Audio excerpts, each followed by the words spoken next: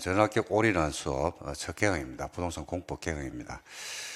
수업을 하기 전에 여러분들에게 이 강의 특징, 그 다음에 또 어떻게 여러분들이 공부를 하시면 효율적으로 공부를 할 수 있고, 그 다음에 이게 기본수라는 수업하고는 좀 다른 수업이거든요.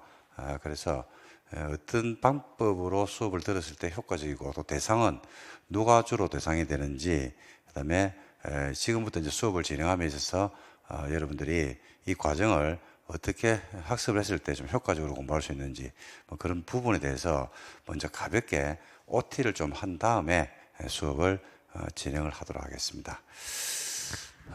여기 보시면 이제 여러분들 교재가 기본서가 아닙니다. 기본서가 아니고 전학격 올인원 교재, 이건 특수교재입니다. 특수교재인데, 먼저 이 교재를 구성하게 된 배경, 그 다음에 이 교재가 어떻게 구성되어 있는지를 먼저 말씀을 좀 드리고 수업을 진행하는 게 맞지 않을까, 이렇게 생각을 합니다.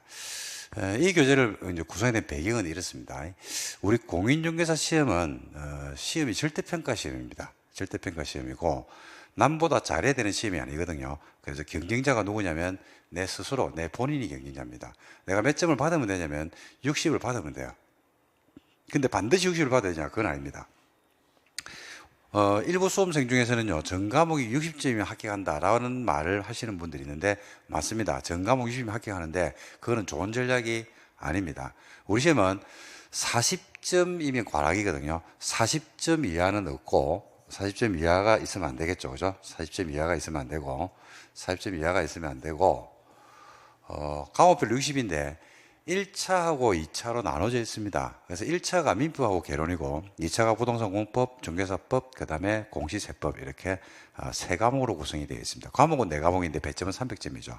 그래서 과목별 60 전략은 별로 좋은 전략이 아니고 1차에서 몇 점 받으면 되냐면 120점. 민법을 만약에 70을 받았죠. 그죠? 그러면 개론은 50점 받으면 합격합니다. 민법을 만약에 50 받았죠. 그럼 개론 70 받으면 합격하거든요. 그래서 이 말씀을 제가 왜 드리냐면, 먼저 공부를 처음 시작할 때 가장 중요한 게 6과목이 있다 보니까 그 과목 중에서 내가 쉽게 느끼는 과목이 있고요, 또 어렵게 느끼는 과목이 있어요. 우리가 이제 공부를 하다 보면 이게 학생들도 마찬가지인데, 영어가 쉬운 학생이 있고 수학이 쉬운 학생이 있습니다. 문과 체질이 있고 이과 체질이 있거든요. 그러니까 그게 경우에 따라 달라요. 그래서 어떤 게 내한테 조금 더 쉽게 와닿는지, 이거는 이제 작년에 시험을 치러가지고 만약에 시험에 한번 실패한 분이 있다 그러면 그분들은 1년 과정을 공부를 해보셨기 때문에 자기한테 어떤 부분이 적성에 맞고 어떤 부분은 안 되는 부분들이 있거든요. 그러니까 어떤 경우는 이렇습니다. 사람이 적성에 맞으면요, 1의 노력했을 때 2의 효과가 나타나는데 적성에 안 맞을 때는 2의 노력을 해도 1도 안 나오는 경우들이 있거든요.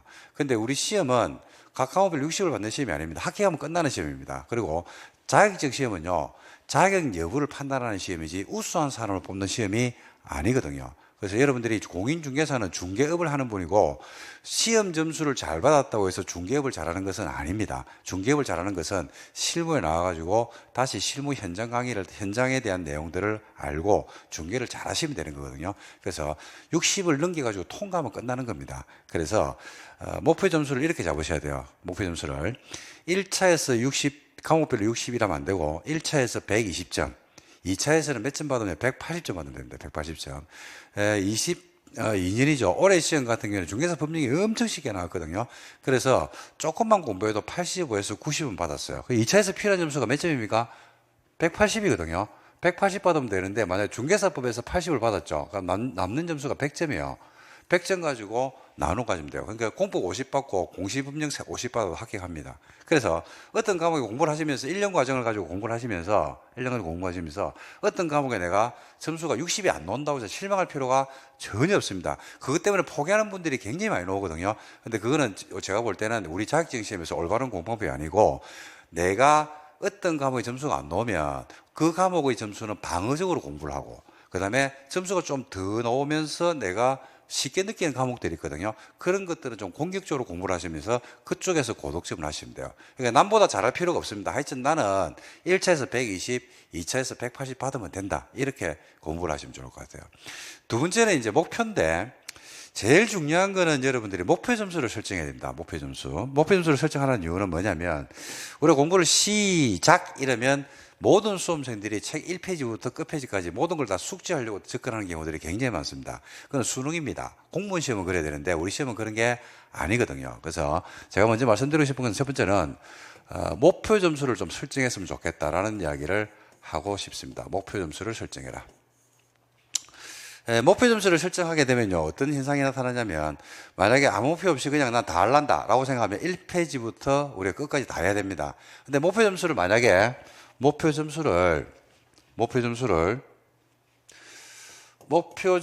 설정을 해야 되는데, 목표 점수 설정을 만약에 90을 한 사람이 있고요, 80점을 한 사람이 있고, 70점을 목표 점수로 한 사람이, 60점을 목표 점수로 하면 안 되겠죠, 그죠? 여러 설정한 사람이 있습니다. 그럼 90점을 목표로 설정한 분들은 거의 대부분의 내용을 다 봐야 될 겁니다. 그렇겠죠, 그죠? 근데 80점을 목표로 했다, 70점을 목표로 했다, 그죠? 그러면 이제 목표 점수가 70이에요, 만약에. 70인데, 저는 70을 권합니다. 특히, 우리 전원합격반 올인원 교재로 수업하시는 분들은 대상이 작년에 공부를 해가지고 시험에 아깝게 떨어진 분들, 그 다음에 공부를 하는데 시간이 절대적으로 부족한 분들이 있거든요. 절대적인 시간. 그러니까 주어진 시간이 아니고 직장인 다닙니다. 그러면 출근해서 퇴근하실 때까지는 생업이 있으니까 그게 전념해야 되겠죠. 그러니까 하루에 공부할 수 있는 시간이 통상 한 서너 시간밖에 안 나오는 분들이 있습니다. 그러면 공부에 올인할 수 있는 시간 자체가 작은데 목표 점수를 높게 설정하면 안 되잖아요, 그죠? 그래서 내 목표 점수를 어느 정도 너무 높게는 설정하지 말고, 그죠? 그래도 너무 낮게는 안 되고, 저는 한 70에서 80 사이가 적당하지 않느냐는 생각이 듭니다. 그래서 이제 이 점수를 설정을 먼저 해야 되는 이유는 어디에 있냐면, 어떤 파트를 공부를 합니다. 공부를 하다 보니까 유난히 어렵게 느껴져요. 그러면 이제 점수대가 높으면 유난히 어려운 부분을 스트레스를 갖다가 참으면서 이를 악물고 공부를 하거든요. 근데 그게 알아지느냐? 이게 알아지지가 않는 게 현실이라는 이야기입니다. 그런 대신에 만약에 목표 점수를 갖다 70에서 80 사이로 잡았죠, 그죠? 근데 어려운 파트가 있어. 그럼 어떻게 하면 돼요? 안 하면 돼요, 그냥. 안 하면 돼. 그럼 말로 해. 목표 점수가 이 점이기 때문에 한두 개 틀려도 된다 생각하는 거죠. 그러니까 70을 목표로 잡았으면 70을 맞추기 위한 공부를 하는 게 아니에요. 70을 맞추기 위한 공부가 아니고 30점을 틀려도 되는 거예요. 30이면 몇 개를 틀려도 되냐면, 4개씩이니까 4, 30이 12개를 틀려도 되는 겁니다. 그래서 내가 공부를 했을 때 상당히 어렵고 와닿는 게 나한테 너무 어렵게 있는데, 그럼 버리세요, 그냥. 버렸는데 시험에 안 나왔어. 버렸는데 시험에 안 나오는 경우가 있죠. 그럼 버리기를 정말로 잘했죠. 버렸는데 만약에 나왔어. 그럼 찍으면 돼요. 찍으면 틀립니까? 맞춥니까? 모르지, 그거는. 찍어서 맞출 수 있죠. 우리 시험은 주관식이 아니거든요. 객관식이거든요. 그죠? 그래서 목표 점수를 저는 여러분들이 한 70에서 80 요 사이 정도에서 잡아가지고 공부량을 좀 줄이는 공부를 했으면 좋겠다라는 게 저는 첫 번째 권유하고 싶은 겁니다. 그리고 우리 지금 올인원 전원합격반은요, 그런 분들의 적합한 강의입니다. 그러니까 기본서라는 강의는요, 1페이지부터 끝페이지까지가 시험에 나오는 전 범위를 싹 다 다루고 있기 때문에 페이지가 굉장히 두꺼워요. 지금 제가 부동산 공법을 강의하고 있는데, 부동산 공법은 페이지가 650페이지 정도 됩니다. 근데 이 교재는 약 한 400페이지 전후로 해서, 그죠? 문제하고 이론하고 다 구성을 했거든요. 근데 뭐 나오냐면 10년에 한 번씩 나오는 파트들이 있습니다. 그런 것들은 여기 교재에서는 싹 다 빼버렸습니다. 싹 다 빼버리고 시험에 출제 가능성이 높은 파트, 최소 한 3, 40% 이상이 되는 파트만 모아가지고 테마별로 구성을 했습니다. 그래서 이런 부분을 반복해서 여러분들이 학습을 할 수 있다 그러면 조금 더 시간 안배를 많이 하면서 효율적인 공부가 될 수 있지 않을까라는 생각으로 교재를 만들었으니까, 여러분들이 처음에 공부하실 때는, 지금 이제 오늘 이제 첫날인데 목표 점수를 좀 설정해서 어디에서 내가 득점을 해야 되는지, 그 다음에 어디는 버리고 가야 되는지, 이걸 여러분들이 잘 선택을 해서 갔으면 좋겠다라는 말씀을 꼭 드리고 싶습니다. 자, 두 번째로 말씀드리고 싶은 것은요, 목표를 설정했죠, 그죠? 그럼 공부하는 방법입니다. 그 방법적인 부분은 좀 전에 말씀드렸다시피 방법적인 부분에 있어가지고, 그죠? 전 범위를 훑는 것은 별로 좋은 공부는 아니라고 말씀을 드렸습니다. 이게 아니죠. 전 범위를 보기보다는, 우리가 여러분들, TV 프로에 보면 이제 그 요즘 도시어부라고 나오더라고요. 그 도시어부 보실 겁니다 아마. 고기를 많이 잡으려 그러면 낚싯대가 좋아야 돼요, 미끼가 좋아야 돼요? 미끼, 낚싯대 아니죠. 둘 다 아닙니다. 고기를 많이 잡으려면 고기가 많은 곳에 가면 돼요. 미끼가 좋고 낚싯대가 아무리 좋아도 그 TV 보니까 고기 못 잡더라고요. 고기 없으니까. 시험 문제를 많이 맞추려고 그러면 시험이 많이 노는 곳에 가서 공부하면 돼요. 돈을 많이 벌려고 그러면 어떻게 하는데, 그러니까 돈이 많이 움직이는 데 가야지. 초등학교 앞에 가가지고 설렁탕집 하면 안 되잖아요. 파고다 공원 앞에 가가지고 애들이 많이 먹는 음식을 하면 안 되잖아요. 그렇듯이 시험 문제를 많이 맞추려고 그러면 시험 문제가 많이 노는 곳에 가야 됩니다. 그런데 우리 시험은 지금 시험을 몇 년을 치렀냐면 33번의 시험을 치렀거든요. 33번의 시험을 치렀으면 여러분들 생각할 때 문제가 어느 정도 정의가 되어 있겠습니까? 안 되겠습니까? 완전히 정의가 되어 있습니다. 문제 나올 곳이 정해져 있다는 이야기죠. 그래서 부동산 공법 같은 경우에 분석을 해보면요, 한 대여섯 문제가 시험에서 매년 냅니다. 매년 무조건 냅니다. 무조건. 올해 부동산 공법 시험이 역대급으로 어려웠다 이야기하거든요. 역대급으로. 진짜 제가 봐도 문제 엄청 어려웠습니다. 엄청 어려웠는데 합격자는 작년보다 더 많이 나왔습니다. 왜 그러느냐? 역대급으로 어려운 문제가 나왔다 하더라도 매년 나오는 문제는 또 나왔습니다. 그거 맞추면 돼요. 그거 맞추고 나머지 3, 3, 3, 3, 3 찍으면 돼요. 3, 3, 3, 3 찍으면 다 틀리느냐? 그거 걸리거든요. 그래서. 그죠? 그리고, 이렇습니다. 이게 시험이 이제 여러분들이 이제 오늘부터 공부를 해서 시험장 갈 때까지 이제 과정을 거치면서 이제 공부를 하실 건데, 시험이 조금, 진행이 되고, 공부가 좀 진행이 되고 나면요. 그죠? 지금은 그래요. 지금 현재는 어떤 문제가 나서 상급 난이도가 있다고 합시다. 난이도는 상입니다. 상인데 뭐에 대한 설명이다? 옳은 것을 골라봐라 이랬습니다. 지금 현재는 여러분들이 번호가 1, 2, 3, 4, 5가 있다 그러면 아무것도 모르는 상태라는 가정하에서는 답이 뭔지를 모릅니다. 이거는 그냥 쿡 찍겠죠. 찍은데 답이 3번이가 틀립니다. 근데 이게 과정을 통해서 계속 공부를 하거든요. 공부를 하게 되면 어떤 현상이 발생하냐면 똑같은 문제입니다. 뭐에 대한 설명이다. 옳은 것을 골라. 상급 난이도입니다. 1, 2, 3, 4, 5가 있죠. 역시 답은 몰라요. 답은 모르는데 답은 몰라요. 답은 몰라. 근데 뭘 하냐면 답이 아닌 걸 알아요. 답이 아닌 것. 3번, 2번은 죽었다 깨어나도 답이 아니야.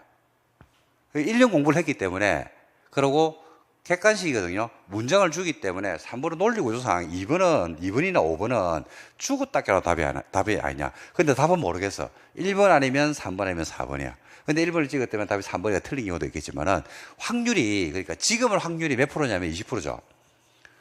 나중에 시험 임박하면 확률이 20%인 것은 별로 없어요. 20%가 아니고 확률이 맞추시는 확률이, 그죠? 20%보다 훨씬 높게 올라간다.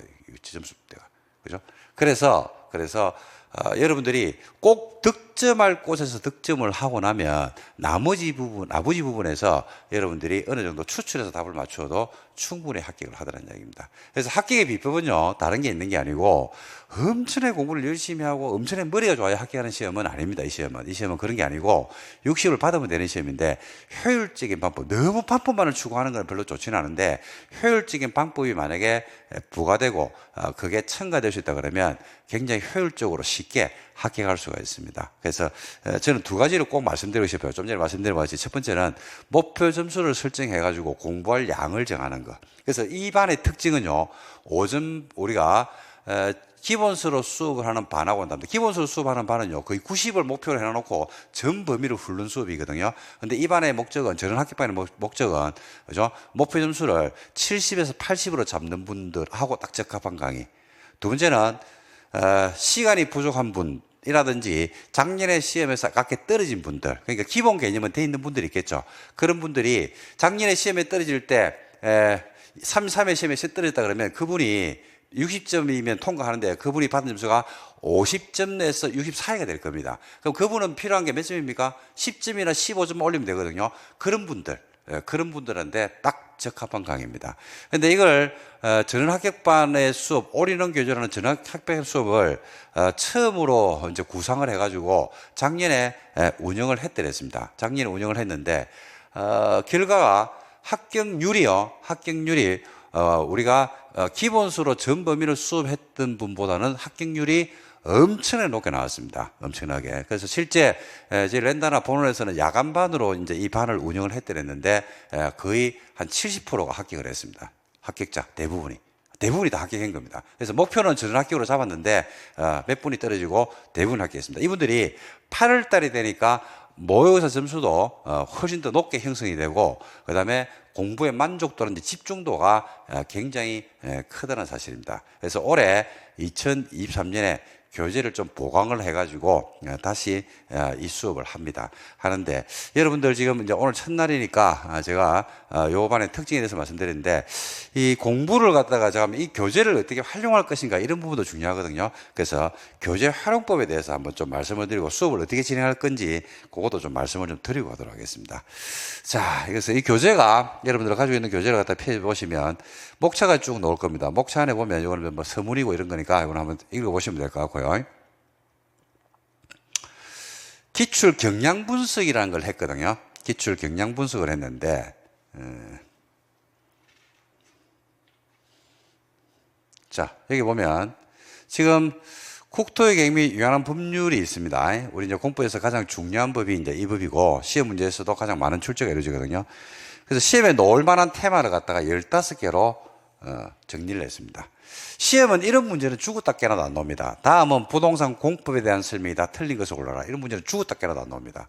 다음은 국토의 계획 및 이용에 관한 법률에 대한 설명이다. 옳은 것을 골라라. 틀린 것을 골라라. 이런 문제는 죽었다 깨나도 안 나옵니다. 어떻게 그러냐면 다음은 도시군 기본계획에 대한 설명이다. 옳은 것은. 다음은 도시군 관리계획에 대한 설명이다. 틀린 것은. 다음은 용도 구획에 대한 설명이다. 틀린 것은. 다음은 도시군계획 시설에 대한 설명이 틀린 것은. 이런 식으로 뭘 주면 제시어를 줘요.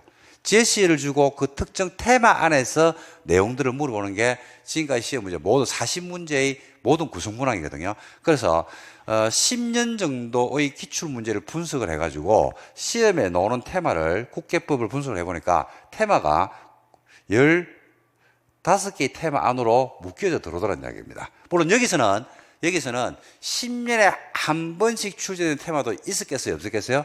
당연히 있었겠죠. 그거는 다 버렸어요. 그거는 볼 필요도 없어요. 그거는 해봐야 못 맞추는 거고, 그거는 공부에 비효율적입니다. 시간 투자할 필요도 없고, 그건 다 버리는 겁니다. 여기 놓으면 틀리면 돼요. 만약 그런 문제가 여기에서 벗어난 테마 나오죠? 그럼 3번이라고 찍으면 됩니다. 끝나는 거고, 대신에 어떻게 하자? 그걸 버린 시간만큼을 여기에다가 집중 투자를 해가지고 2번, 3번, 4번을 더 보자는 이야기입니다. 그래서 테마를 이렇게 구성을 했습니다. 테마를 구성을 해놓고 기출 문제를 갖다 쭉 이렇게 분석을 해보니까 자주 나오는 것들이 있어요? 없어요? 있죠? 이제 그거는 별이 몇 개? 3개입니다. 그 다음에 2년에 한 번, 3년에 한 번 출제되는 것들이 있을 수 있겠죠. 그죠? 그런 것들은 별이 2개. 그 다음에 때로는 3년 내지는 5년에 한 번씩 출제되는 것들이 있겠습니까? 없겠습니까? 있겠죠. 그건 별 1개. 별 1개짜리. 10년에 한 번씩 나오는 게 있겠죠. 그죠? 그거는 뭐 했다고 했습니까? 제가 다 버렸습니다. 다 버리니까 그 파트만 뽑아내가지고 다 버리고 나니까 책이 얇아지기 시작합니다. 책이. 얇아지고 핵심 내용을 담을 수밖에 없더란 얘기죠. 그래서 국회법만 그런 게 아니고 뭐도 그러냐면요. 도시개발법도 마찬가지로 시험에서 자주 출제되는 테마. 그 다음에 출제가 그죠? 올해 예상되는 게 중간 정도. 그 다음에 또 10년, 5년에 한 번씩 나오는 거. 이런 식으로 구성이 됩니다. 그래서 국토계획법, 도시개발법, 그 다음에 도시민주환경 정비법, 그 다음에 주택법. 그죠? 그 다음에 건축법. 이런 식으로 해서 공법에 있는 우리가 6가지 법률, 농지법까지 6가지 법률인데 6가지 법률을 테마별로 먼저 구성했고 그 테마 안에서 기출 분석을 했어요. 기출 분석을 해가지고 우리가 전체 정리를 하고 그 다음에 올해 시험에서 출제 가능성이 어느 정도다 이런 것 갖다가 미리 예측한 다음에 40문항이 구성될 걸 미리 예측했습니다. 감히 말씀드린데 작년에 요 지금 별 3개짜리에서 시험 문제가 몇 개 나왔냐면 제가 헤아려봤거든요. 시험 문제가 작년 교재 기준에서 헤아려보니까 작년에 우리가 올해 시험이 역대급으로 어려웠다고 했거든요. 역대급으로 어려운데 적중은 28개 했습니다. 28개. 그리고 나머지 올해 공법은 역대급으로 하는 게 열 몇 문제가 진짜 택도 아닌 문제들이 공법이 나왔거든요. 근데 그거는 이 중에 안에 있는 것도 있고 그다음에 없는 것도 있고 그래서 그거는 버리고 가도 뭐 상관이 없는 그런 문제 유형으로 되어 있습니다.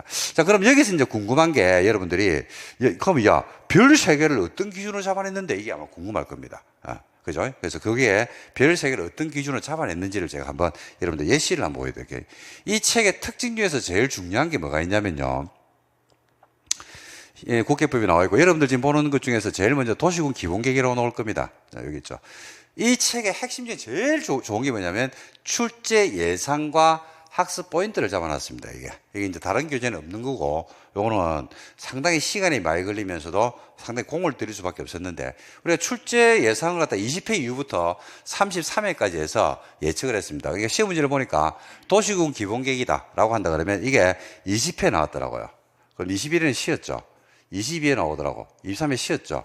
24회 나오더라고요. 그리고 25, 26을 쉬더라고요. 27, 28, 29를 쉬더라고요. 30, 31, 2, 3 이렇게 나왔습니다. 어떻습니까? 출제 문항수가 퐁당퐁당의 경향을 따라가죠. 퐁당퐁당. 그러니까 보통 몇 년을 쉬지는 않습니까? 2, 3년을 쉬지는 않고 그냥 거의 퐁당퐁당으로 규칙적으로 문제가 나오고 있단 말입니다. 자, 근데 33회 시험에 나왔거든요. 시험에 나왔는데, 이 출제 가능성은 높진 않아요. 왜냐면 31, 2, 3을 나왔기 때문에 33회 출제 가능성은 그렇게 높지가 않습니다, 이게. 근데 만약에 이럴 수 있겠죠, 그죠? 31회 때 나왔거든요. 이 문제가. 31회 때 나오고, 32회 때 안 나왔어요. 32회 때 나왔어요.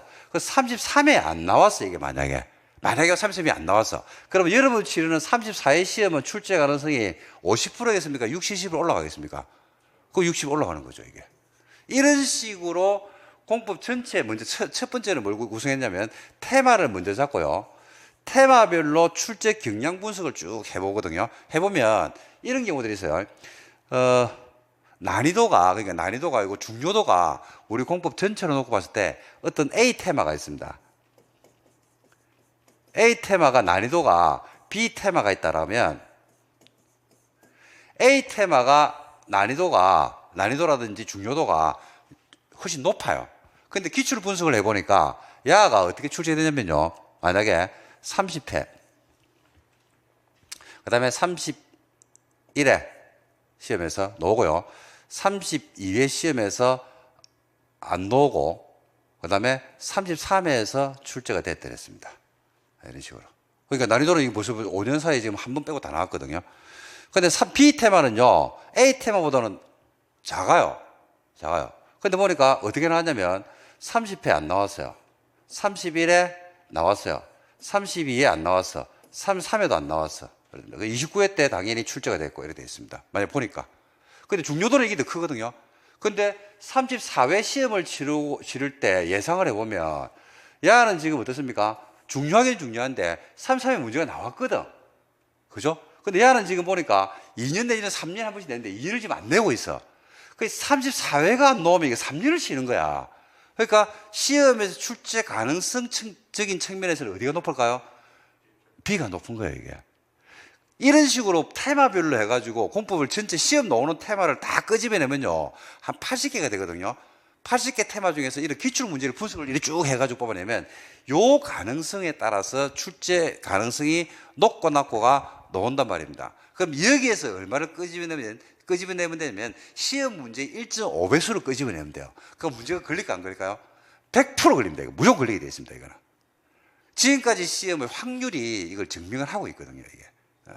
실제로 그렇습니다. 실제로. 그러니까 우리가 확률이라는 게 정말로 무서운데 어떤 그 시험의 출제뿐만 아니라 다른 것들도 거의 평균의 수렴을 한다고 저는 생각하거든요. 예를 들어서 이번 겨울에 가뭄이다라는 이야기를 합니다. 그 현재까지 이번 겨울 들어가지고 비가 많이 안 내렸다라고 이야기한다 그러면요. 비가 안 내린 것도 물론 중요한데 더 중요한 건 뭐냐면 비가 내릴 확률이 훨씬 더 높다는 이야기입니다. 그러니까 여러분들이 올해 겨울은 유달리 더웠다, 올해 겨울은 유달리 추웠다, 비가 많이 왔다 이런 이야기를 하는데 우리가 이제 이게 통계를 놓고 보면 어떤 해가 추웠다고 이야기합니다. 근데 추웠다고 이야기하는데 그게 그 전에 앞에 연도보다도 평균이 5도 내지는 6도가 떨어져가 추운 거는 아니죠. 고작 해봐야 몇 도입니까? 0. 몇 도 내지 1도밖에 안 된다니까요. 비가 유난히 작게 내렸대. 그죠? 그러면 평균을 내보면 강수량이 갑자기 500mm, 700mm가 줄어가지고 가뭄이 되는 것은 아니거든요. 그거는. 그죠? 그래서 결국은 이래 보니까 그죠? 자연 법칙도 그렇고 그다음에 요 내용도 그렇고 거의 어디에 수렴을 하고 있냐면 평균적 가치에 수렴하더라는 이야기입니다. 그래서 저는 이게 강의를 하는 게 직업이거든요. 직업이니까 저는 프로입니다.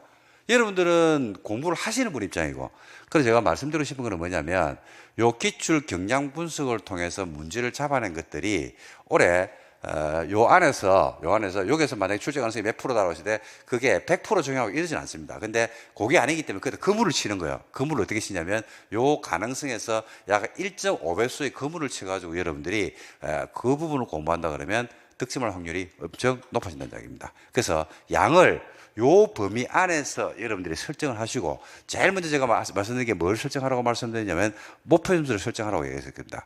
두 번째는 방법적 측면에서 양을 늘리면 안 되겠죠. 양을 줄여야 될 거 아닙니까? 근데 여러분들이 줄이기에는 힘들거든요. 그 양을 줄여놨어요, 안 줄여놨어요? 줄여놨어요. 테마별로 해서 양을 줄여놨습니다. 10년에 한 번씩 나오는 건 다 버려놨거든요. 요거 중심으로 공부를 하시면서, 그 다음에 출제 경향 분석을 각 테마를 할 때마다 제가 설명을 싹 다 드릴 겁니다. 설명을 드리고 왜 이렇게 나왔는지, 그 다음에 출제에서 어떻게 되는지 이런 것들을 설명을 드린 다음에 내용을 가지고 수업을 할 겁니다. 그리고 이 수업은요, 어떻게 진행이 될 거냐면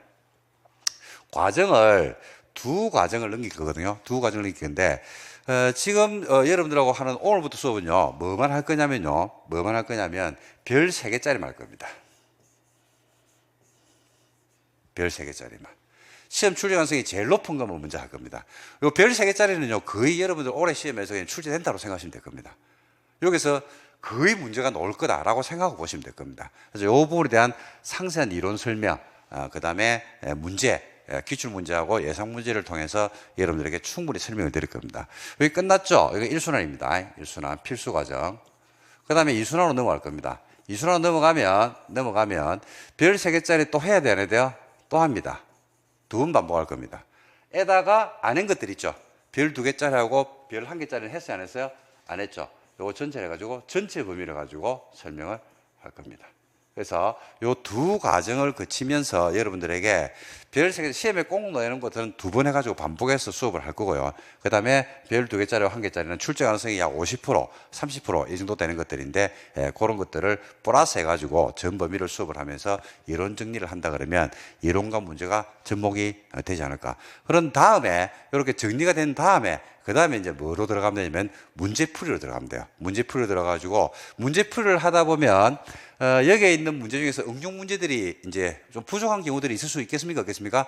있겠죠. 그런 것들은 그 문제풀이를 통해서 응용 파트를 또 보강을 하고, 그 다음에 여기에서 빠진 내용들이 또 있을 겁니다. 그럼 그런 것들을 문제로 보완을 하고, 그렇게 해서 과정을 마무리할 수 있다 그러면 제가 볼 때는 효율적인 공부가 되지 않을까 이렇게 생각합니다. 이게 저 혼자만의 생각으로 강의를 한다고 해서 되는 것도 아니고, 여러분들하고 또 얼마나 호흡을 맞추면서 갈 수 있느냐 여기에 따라서 달라지지 않을까 이렇게 생각합니다. 그래서 오늘 이제 수업을 할 건데, 기본계획 같은 경우를 가지고 이제 제일 먼저 오는 게 기출 횟수, 이거 설명을 다 드릴 겁니다, 제가. 그 다음에 이제 출제 예상을 해놨거든요. 물론 굉장히 주관적일 수는 있습니다. 근데 20년 정도 강의를 하면서 나름대로 느끼는 출제 예상, 이거는 이제 사람이 만시간의 법칙이 있잖아요, 그죠? 그래서 한 분야에 계속 한 20년을 있다 보니까 그냥 자연스럽게 눈에 보입니다. 내가 뭘 보려고 해서 억지로 노력해서 보이는 게 아니고, 이렇게 탁 보면 보여요. 탁 보면 나올 것 같아, 안 나올 것 같아 하는 것들이 보입니다. 강의를 하다 보면 뭐도 보이냐면 합격할 것 같다, 안 할 것 같아도 보여요. 신기가 있어가지고.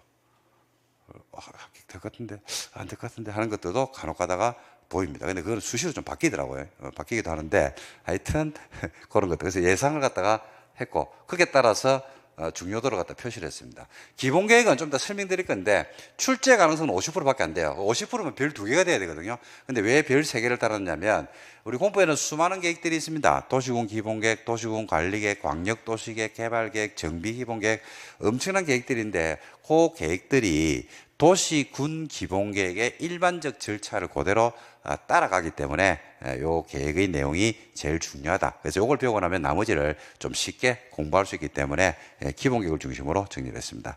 그리고 공부를 할 때 어디에서 중점을 두면서 공부해야 될지 학습 범위, 양을 갖다가 공부하는 방법이나 양을 갖다가 미리 제시를 했습니다. 이런 방법으로 요 파트는 이런 부분을 중심을 주면 좋겠다. 그다음에 논점, 법적 성격이 뭔지, 그다음에 관계는 어떻게 되는지, 이게 시험 문제로 지문으로 뜨는 것들이거든요. 이런 것들을 주관식으로 해서 질문지를 만들어 놨습니다. 그러면 여기에 대해서 수업을 듣고 나면 여러분들이 요 쟁점을 다시 보세요. 법적 성격이 뭔지 답할 수 있죠? 있죠. 근데 답이 안 되는 거지. 그럼 요 부분은 다시 가서 공부하고 하는 거. 그러면 시간과 양을 줄이면서 여러분들이 학습을 할 수 있지 않을까. 이렇게 해서 이렇게 전체 범위를 먼저 설정하고요.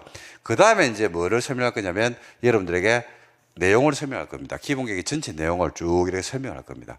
그럼 내용 설명이 됐겠죠? 그럼 내용 설명이 됐으니까 그 내용을 제대로 내가 흡수했는지, 내용을 제대로 이해했는지, 그죠? 여기에 대한 답이 필요합니까? 안 필요합니까? 확인을 해야 될 거 아닙니까? 그 확인하는 과정에서, 그죠? 뭘 볼 거냐면 기출문제를 볼 겁니다. 기본 계획에서 관련된 지금까지 출제된 문제 중에서 대표 문제, 그리고 최신 문제, 대표 기출 문제 플러스 뭐를 할 거냐면 최신 문제.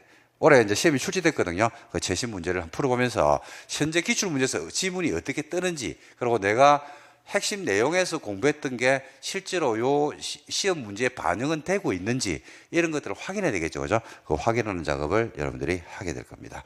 자, 그러면 기출 문제까지 풀었거든요. 풀었으면 약간 문제가 응용된 문제들이 나올 수도 있어요, 없어요? 있겠죠. 그죠? 그러면 그 관련된 내용을 가지고 출제 예상되는 응용 문제를 갖다가 이렇게 풀 겁니다. 그죠? 그러면 기출 문제 풀고 내용 정리하고 출제 경향 분석하고 그다음에 두 번째 내용을 갖다가 정리하고 그다음에 기출 문제를 통해 가지고 시험에 실제 출제되는 문제를 보고 그다음에 예상 문제를 통해서 응용되는 파트까지 정리를 했죠. 그러면 이 파트는 끝이에요. 그죠? 이걸 딱 배운 상태에서 만약에 34회 시험 문제를 접하면 거의 맞추겠죠. 문제는 시험은 아직까지 많이 남아 있어 가지고 하고 나면 잊어먹습니다. 잊어먹겠죠. 그럼 어떻게 해야 될까요? 반복을 할 수밖에 없거든요. 반복. 그래서 반복을 하실 때는 양을 어느 정도 정리를 해놨으니까 이 부분을 계속 반복해서 본다 그러면 저는 뭐 효율적인 공부가 이게 지금 처음 하는 게 아니거든요. 처음 하는 게 아니고 33회, 22년에 33회 대비해서 수업을 실제로 진행을 했고 수업 들으신 분들이 엄청나게 만족감을 가졌고 실제 합격률도 제일 높게 나온 반이 이 반이었기 때문에 그거는 검증이 되지 않았나 이런 생각합니다. 두 번째는 하반기에 공부를 좀 한 분들이 있거든요. 공부를 좀 해가지고 점수가 안 오르는 분들이 있어요. 그런 분들도 이 강의를 통해서 점수를 갖다가 자기가 가지고 있는 기본 실력에다가 점수를 플러스 5점에서 10점, 때로는 15점까지 올리는 경우도 많이 봤으니까 여러분들은 이 수업을 통해서 활용을 그런 쪽에 활용을 했으면 좋겠다는 말씀을 꼭 드리고 싶습니다. 그래서 마지막으로 마무리를 좀 하면요. 첫 번째는 제일 중요한 거는 목표 점수를 설정하셔야 됩니다. 목표 점수 설정에 따라서 양이 달라지기 때문에. 두 번째는 공부하는 방법에 있어 가지고 여러분들이 방법적인 부분을 제시를 제가 하는 것도 있겠지만은 여러분들이 버려야 될 거는 철저하게 버리고 대신에 버려가지고 다른 부분을 버려가지고 세이브된 시간이 있겠죠.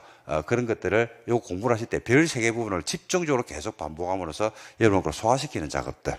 그죠? 그 다음에 수업을 통해서 나머지 방향 설정은 수업을 통해서 다 해드릴 거니까 그렇게 한다 그러면 상당히 효과적인 공부가 되지 않을까 이렇게 생각을 합니다. 그래서 이렇게 해서 수업을 오늘부터 해서 한번 쭉 진행을 한번 해 보도록 하겠습니다. 그래서 과정은 2가지 과정을 거칠 겁니다. 첫 번째 과정은 시험에 꼭 나오는 별 3개짜리, 두 번째 과정은 별 3개를 한 번 더 하고요. 한 번 더 하고 안 했던 별 2개하고 별 1개 과정 이런까지 해서 두 번째 과정까지 거치면 반복도 여러 번 되고 그 다음에 내용 파악도 조금 더 확실하게 되지 않을까 이렇게 생각합니다. 자, 이거 가지고 수업을 한번 진행을 해 보도록 하겠습니다. 자, 먼저 첫 번째 도시군 기본계획에 대한 설명을 먼저 해야 되겠네요. 그죠? 그래서 여러분들 책장을 제일 먼저 넘기시면 나오는 게 도시군 기본계획이 나옵니다. 그래서 이거 가지고 먼저 설명을 하도록 하겠습니다. 자, 12페이지죠. 그죠? 이걸 보시면 되는데, 시간이 좀 됐네요. 그죠? 좀 쉴까? 네. 좀 쉬었다가 정리를 하도록 하겠습니다. 좀 쉴게요.